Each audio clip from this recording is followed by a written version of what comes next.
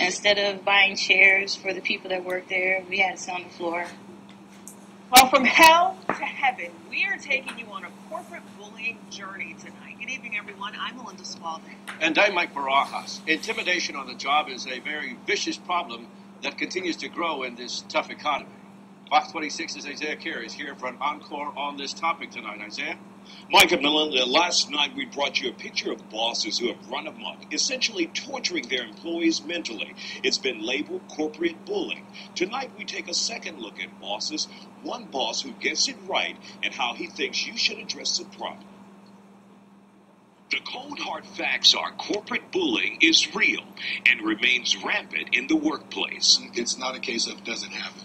The only real question is how much of it's going on in your company. You've heard from the victims who told a tale of degradation and humiliation, all at the hands of their bosses. They made us sit on the floor.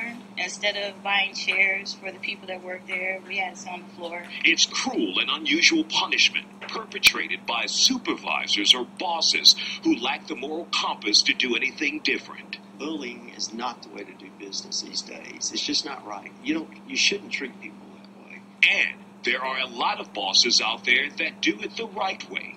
Meet Joe Turner. He heads the City of Houston's Parks Department. He oversees 1,200 employees year-round, and from what we can gather, they love working for him. Those employees all call him by his first name. Joe is a good communicator. I really do. I think Joe is a wonderful listener. I think he's both firm and flexible. He cares about the people, and all of them together makes a good boss. We're told Turner is 180 degrees from that bullying boss we may have encountered or heard about. The former businessman says intimidation has no place on the job. So you can either be a good boss and hang on to your crew, or you can be, like the other bosses you're talking about, and always have constant turnover. Turnover costs you money. How bad is corporate bullying? Recent statistics show 1 in 3 American workers are victims. 20% of bullying crosses the line into harassment, which then becomes illegal. 60% of corporate bullies are men. They tend to bully males and females equally. However, studies show female bullies are more likely to target other females on the job. I can tell you, I experienced it. I worked for a lady that was one of the examples of a bully is the term referred to as a queen bee syndrome. Craig Clayton was a victim and is now an expert on corporate bullying. The author and consultant says managers and companies should quickly address the problem before it consumes the workforce. Get out of the C-suite and go talk to your people. If you work in a company where you've got people that are at a grassroots entry level, go talk to them. Go sit in the cafeteria and have a cup of coffee. Ask them, have they encountered these behaviors? Now, Turner says he already does that as a top guy at the Parks Department. He also gives this advice to supervisors who go too far. The bosses, you ought to look at what you're doing to people. You're physically scarring people for life. Remember Corinthia Miller? The attorney says her bullying was so bad, she quit her job. I would dread Sunday night because it meant in a couple of hours I would have to get up and go to wherever this person was. And on top of that, it made me not want to work for anyone else. So before you get to that point as an employee, Turner offers these significant words of wisdom to victims of corporate bullying. Change jobs. Simple as that. Change jobs.